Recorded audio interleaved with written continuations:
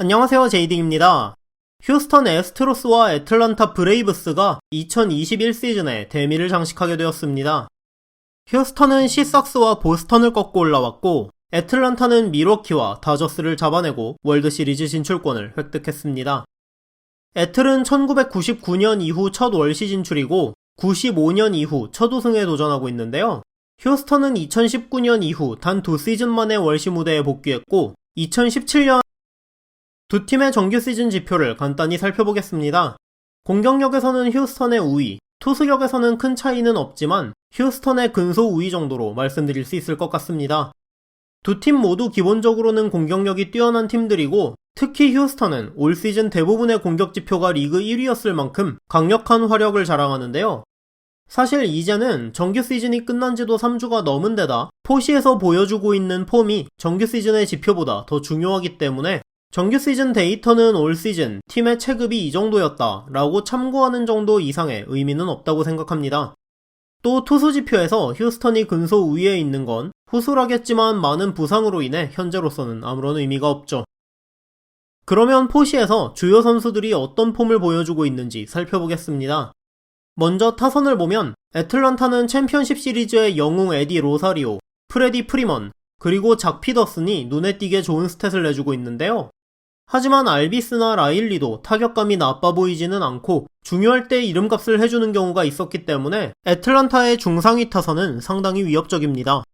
애틀이 만난 두 팀이 밀워키와 다저스, 리그에서 마운드가 강한 걸로 손꼽는 팀들이었다는 점도 감안할 필요가 있죠. 휴스턴은 애틀의 로사리오 같은 역할을 해준 알바레즈를 필두로 카일 터커, 코레이아, 구리엘 등이 꾸준하게 쳐주고 있습니다. 지난 영상에서 말씀드렸듯이 포시에서 부진하던 알투베, 브래그먼, 브렌틀리 등도 보스턴에게 3연승을 하는 과정에서 타격감을 끌어올리고 있다는 점도 호재고 때문에 조금 과장하면 1번부터 9번까지 중에 말도나도의 포수 타석 하나를 제외한 나머지는 전부 강력하다고 할 수도 있을 정도죠. 휴스턴이 챔시에서 만난 게 보스턴이다 보니 애틀에 비해 공격 지표가 좋은 건 당연하지만 디비전 시리즈에서는 마운드가 강력한 시삭스까지 박살내고 올라왔기 때문에 휴스턴의 공격력에는 의심의 여지가 없습니다. 그러면 이제 마운드를 살펴보겠습니다. 애틀란타는 프리드, 모튼, 앤더슨 3명의 선발과 불펜 데이를 활용하면서 여기까지 왔습니다. 포시 팀 평균 자책점은 3.41로 정규 시즌보다 훨씬 좋고 특히 불펜의 민터, 차베즈, 윌 스미스 3명은 17경기 ERA 0을 합작하고 있을 만큼 엄청난 활약을 해주고 있습니다. 다만 애틀은 이번 포시 공격력 최약체였던 밀워키에게 단 6실점밖에 하지 않으면서 NLDS를 통과했고 CS에서 만난 다저스도 3, 4번 타자가 부상으로 빠졌고 배츠, 시거, 트레이 터너, 폴락 등이 전부 부진해서 벨린저와 테일러를 제외하면 공격력이 없다시피 했던 팀이라는 점을 생각할 필요는 있습니다. 저는 개인적으로 애틀 투수들은 투구 내용에 비해 평균 자책점이 매우 낮게 나왔다고 생각하고 있고 민터나 차베즈가 ERA 0을 찍을 만큼 난공불락의 철벽이라고 생각하지도 않고 이안 앤더슨도 3경기 선발 등판에서 ERA가 2.25인데 앤더슨의 투구 내용도 저렇게까지 좋지는 않았다고 생각합니다. 그래서 저는 애틀란타 투수들의 폼은 정규 시즌과 큰 차이는 없는 수준이라고 느끼고 있는데 다만 현재까지 공격력이 약한 밀워키와 와카, DS, CS 내내 라인업의 반 이상이 부진했던 다저스만 상대해왔던 게 월드시리즈에 가서는 오히려 도구로 작용할 수도 있지 않을까 우려되는 부분이 있습니다. 휴스턴 마운드는 초토화된 선발진과 막강한 불펜으로 요약할 수 있습니다. 포시 ERA는 4.50으로 정규 시즌보다 훨씬 나빠져 있는데요. 이는 상대한 시삭스와 보스턴이 막강한 공격력을 보유했다는 점도 감안해야 하지만 맥컬러스는 부상으로 날아갔고 가르시아와 그레인키가 모두 부상 여파로 극도의 부진을 보여 선발진이 박살나 있다는 것도 큰 이유인데요.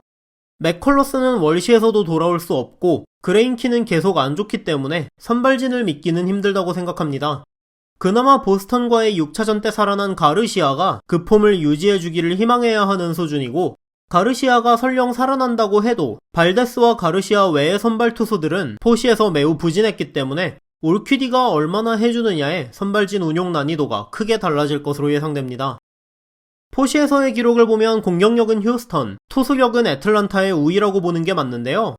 앞서 계속 언급한 몇 경기 안 되는 포시 기록은 상대팀이 어디였는가에 영향을 크게 받는다는 점을 감안할 필요가 있고 애틀란타의 타자들은 지표보다 타격감이 괜찮아 보이는 선수들이 많았고, 반대로 투수들이 경기 내용에 비해 결과가 좋은 선수들이 많았다고 생각합니다.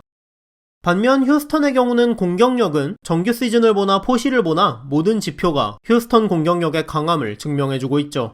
하지만 맥컬러스, 그레인키, 가르시아의 부상으로 인해 정규 시즌의 지표가 의미 없을 만큼 마운드가 고장나 있기 때문에 이번 월드 시리즈는 점수가 꽤 많이 나는 타격전 양상으로 흘러가지 않을까 예상합니다. 휴스턴은 전력의 우위와 막강한 타선에서 강점을 가지고 있고, 애틀란타는 선발 투수들 대부분의 상태에 물음표가 붙은 휴스턴과 달리 프리드, 모튼, 앤더슨 3명의 선발을 확실하게 보유하고 있다는 점에서 시리즈 운영에 유리함이 있다는 데 점수를 주고 싶습니다. 개인적으로는 휴스턴의 우승 가능성이 조금이라도 더 높다고 예상하는 시리즈입니다. 앞에서 말씀드렸듯이 포시 팀 ERA에 비해서 애틀 투수들이 그렇게까지 강해 보이지는 않기 때문에 휴스턴의 화력을 제어하기 쉽지 않아 보인다는 이유 때문인데요. 이제 짧으면 5일, 길어도 열흘 남짓밖에 남지 않은 2021 시즌 최후의 승자는 누가 될까요? 오늘 영상은 여기까지였습니다. 시청해주셔서 감사합니다.